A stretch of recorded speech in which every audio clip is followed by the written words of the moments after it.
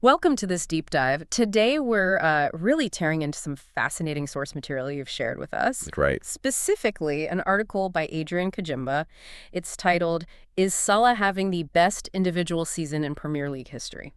Came out May 24th, 2025. Yeah, fresh off the digital press. Yeah. And it landed just as Mohamed Salah actually won the EA Sports Player of the Season award for this 2024-25 campaign. Which is huge in itself, right? It's his second time getting that award. Exactly. Puts him in a pretty exclusive club. Yeah. Very few players have won it more than once. But the article, as you said, it really leans into the debate this season has sparked. It does. It asks the big question.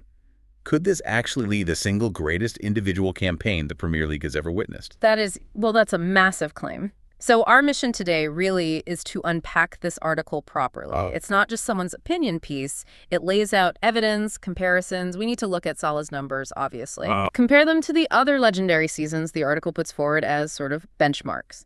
Analyze the arguments, what's stated, what's maybe implied. And figure out what criteria even matter when you're talking best ever, yeah. Exactly.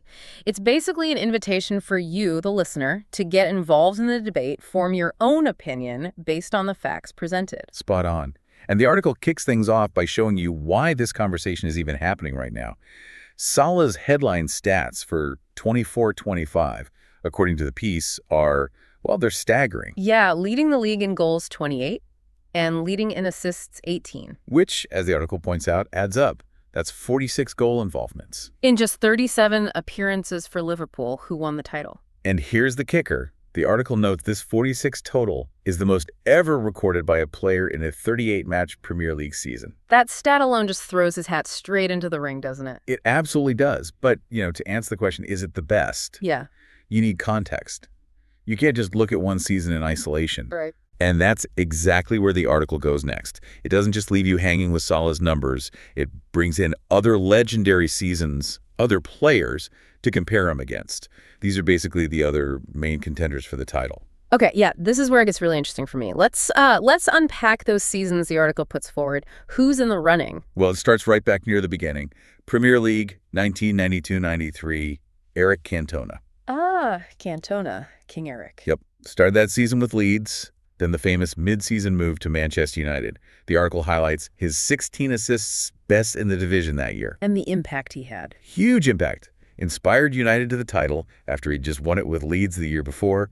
The article notes he was the first player to win back-to-back English top-flight titles with different clubs. So it's not just stats there. It's impact, history, a unique achievement. Exactly. Then the very next season, 93-94. Still a 42-game season back then, remember? Right. Important distinction. Andrew Cole at Newcastle, his debut season.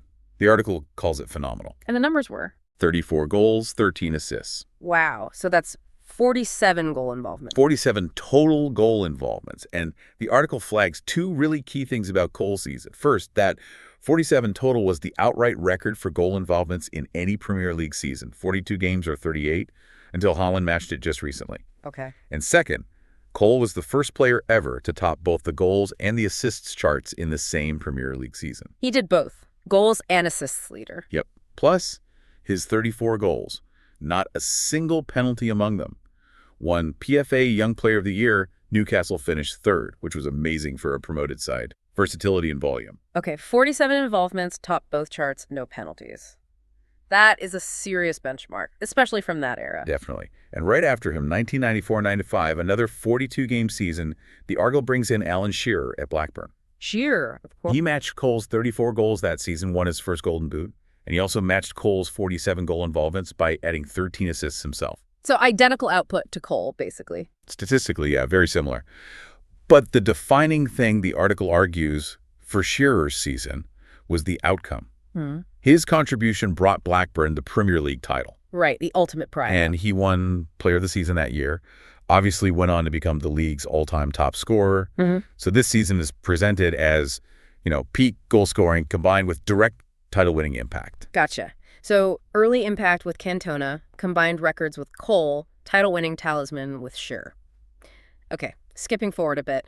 1999-100, the article presents a different kind of candidate, Kevin Phillips at Sunderland. Yeah, Phillips, 30 goals, 4 assists. 30 goals is a huge mark, especially for Sunderland then. Exactly. And the significance the article points out is the context. Yeah. Phillips had been playing non-league football just 6 years earlier. He hits 30 goals, which is massive, but he also outscored all his teammates combined. Seriously? Combined. Won the Golden Boot, and was the first Englishman to win the European Golden Shoe. It's about the sheer weight of his contribution to a newly promoted team's success. A different measure of impact, than just winning the league with a top side. Absolutely. That context is vital, makes you think about difficulty. Okay, then a season that always comes up in these chats. Thierry Henry for Arsenal, 2002-03. Henry. The article focuses, rightly, on that incredible 24 goals and 20 assists season. The 2020 season. Yeah. Legendary. It really is. The article notes he was the first player in history in any of the top 5 European leagues to hit 20-plus goals and 20-plus assists. And his 20 assists. Still a joint record in the Premier League today. Even though Arsenal didn't win the league that specific year. Correct. But it was just this demonstration of combined scoring and creating at a level maybe never seen before. The article also gives a quick nod to his Golden Boot seasons that followed, like the Invincibles year where he hit 30 goals, just to remind you of his overall quality. Yeah, Henry's season really brings that creative genius aspect to the forefront. Okay, next up, Cristiano Ronaldo, Man United, 2007-08. Right, Ronaldo. The article lists 31 goals in just 34 league games, plus 6 assists. Peak Ronaldo, arguably. Well, it's presented as pure, electrifying dominance combined with the ultimate team success. His 31 goals tied the record for a 38-game season at the time. But maybe more importantly, he directly inspired United to win both the Premier League and the Champions League. A double. Yep. And he swept the individual awards. Second straight Player of the Year, Golden Boot, his first Ballon d'Or, first Premier League player named FIFA World Player of the Year.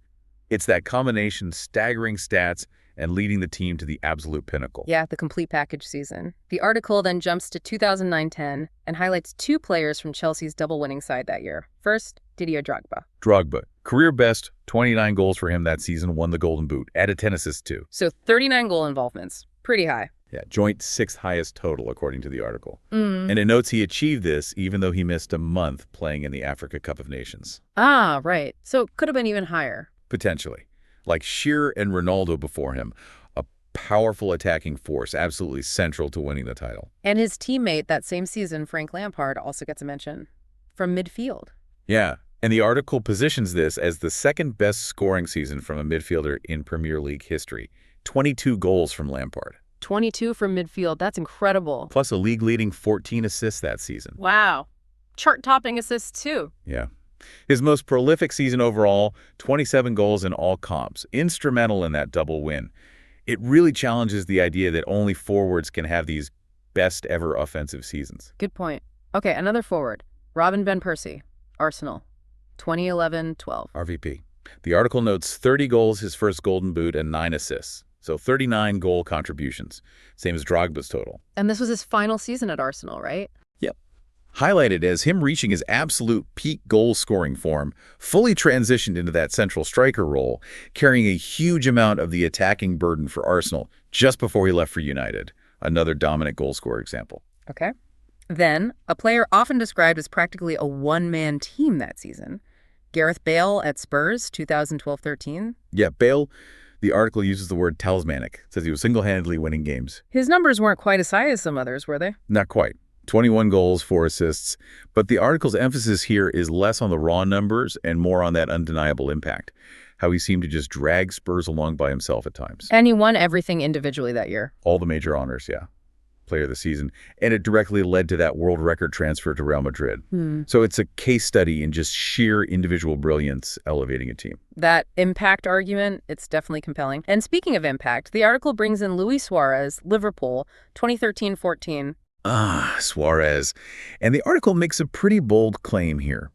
It says he was the main reason Liverpool went so close to the title, finishing just 2 points behind City. His numbers that season were just, well, insane. Absolutely sensational. 31 goals, Golden Boot.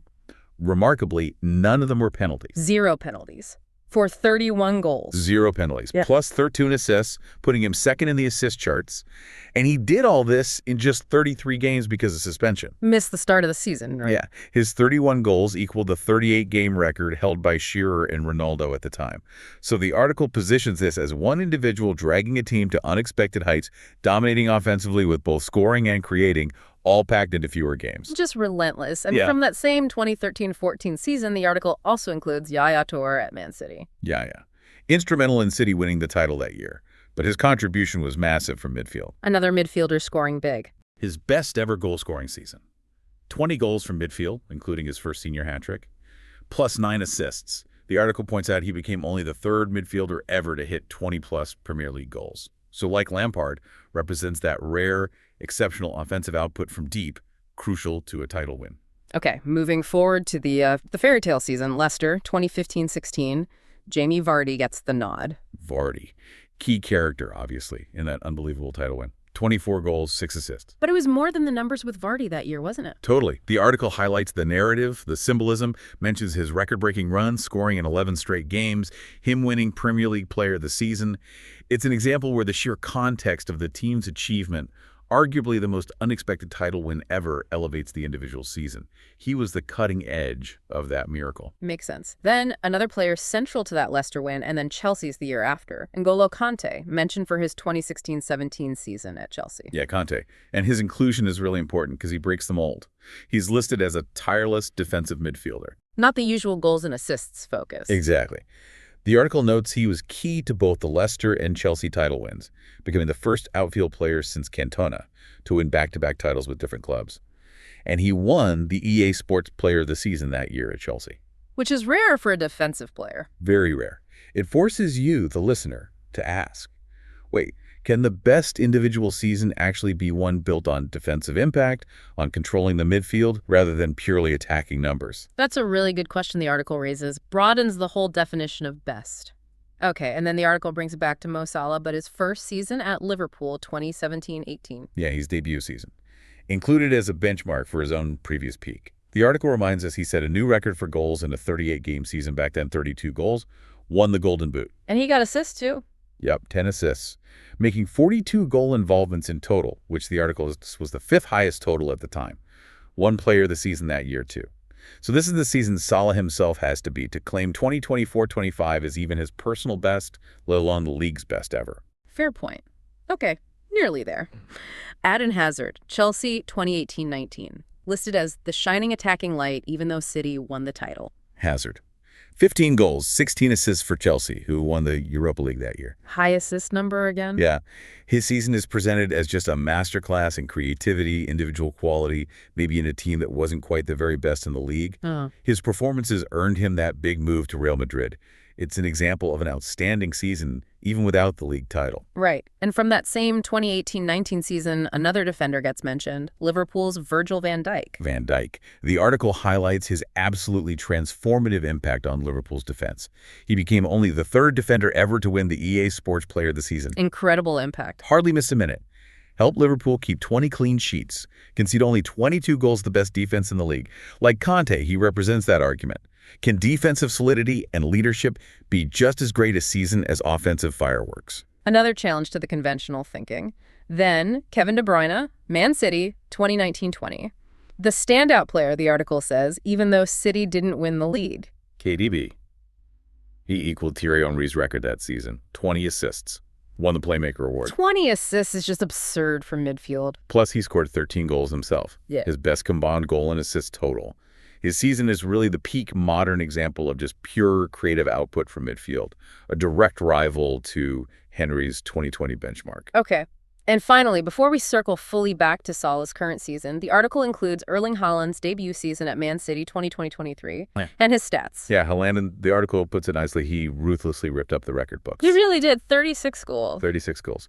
Broke Cole and Shearer's record, which was set in 42-game seasons, and Haaland did it in a 38-game season. Just staggering. Added 8 assists, too, which meant he actually matched Thierry Henry's 38-game record of 44 goal involvements from that 02-03 season.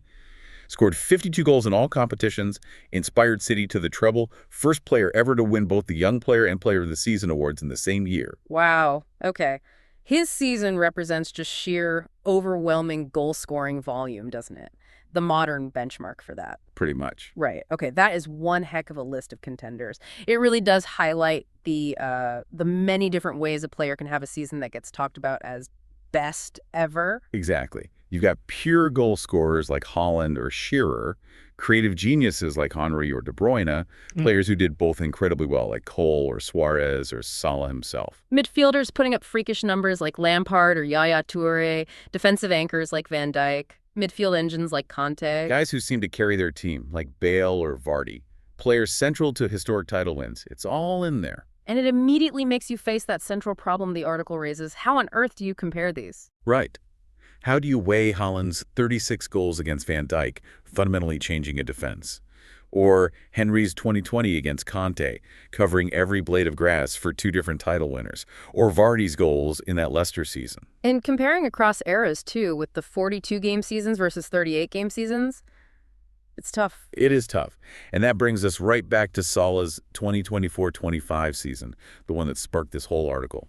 We know his 46 goal involvements are the most in a 38-game season. And going into that final game, he was just one behind Cole and Shearer's overall record of 47 from their 42-game seasons. Right. And he also needed 2 assists in that final game to equal Henry and De Bruyne's record of 20 assists. But the most unique point the article makes about Salah's season statistically is what? It's this. Going into that final game, he was leading both the goals and the assist charts for the season. Top scorer and top assister. And the article notes, Andrew Cole back in 93-94 is the only other player to have achieved that feat across a whole season. Okay, so here's the core debate the article really lays out for you, the listener. Does leading both categories, being the league's best scorer and effectively its best creator simultaneously, does that make Salah's 2024-25 season uniquely valuable? Maybe even the best? Or do you value hitting an all-time goal record like Haaland more highly? Or maybe a record assist tally like Henry and De Bruyne? Or perhaps the sheer impact of someone like Suarez or Bale dragging their team close to glory? Or the foundational importance of a Van Dijk? The article gives you all these data points, all these stories for these incredible players. And by listing them, it's kind of implicitly suggesting different criteria for what best could even mean. Is it just peak stats in one area? Is it the combined numbers? Is it the impact on the team's final position, regardless of the player's position? Is it achieving something against the odds, like Phillips coming from non-league or Vardy with Leicester? And crucially, the article doesn't pick a winner for you. It just lays it all out. Exactly. It explicitly asks you to look at this evidence, all these amazing seasons, and decide for yourself. Who do you think had the best individual season ever?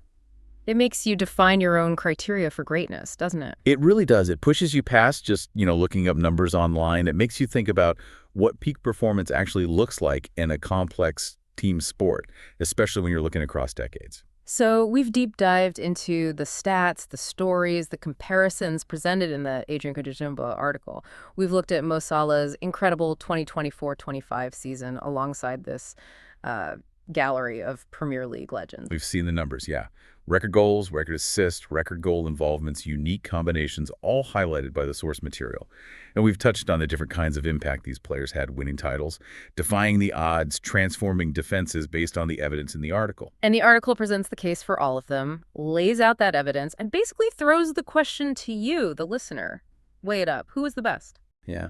What stands out most to you when you look at this collection? Is it Salah leading both scoring and assisting this season? Is it Cole and Shearer's raw total from back in the 42-game era? Is it Haaland just shattering the goal record? Henry's groundbreaking 2020? Van Dijk making Liverpool defensively elite? The beauty of the article's approach, I think, is that it gives you the key information, the narrative, so you can actually engage properly with this debate. You can form your own considered opinion. And it's subjective, right? There's no single right answer. It depends entirely on what you personally value most in a player's contribution over a season. Absolutely. I mean, think about how you judge peak performance in any field. It's rarely just about one single number, is it? Context is usually pretty key. Definitely. So here's a final thought for you to maybe chew on. Building on the article's whole premise of comparing seasons from, 92 right up to 2025, given how much the game itself has changed in that time, the tactics, the fitness levels, the speed, the coaching, even just the length of the season changing from 42 games to 38. Yeah, huge changes. Is it actually possible to make a truly definitive, objective comparison between individual seasons across those different eras? And if you think it's not, or if it's really difficult, how should that influence how we think about crowning any single season as the best ever? So that's a good question to ponder.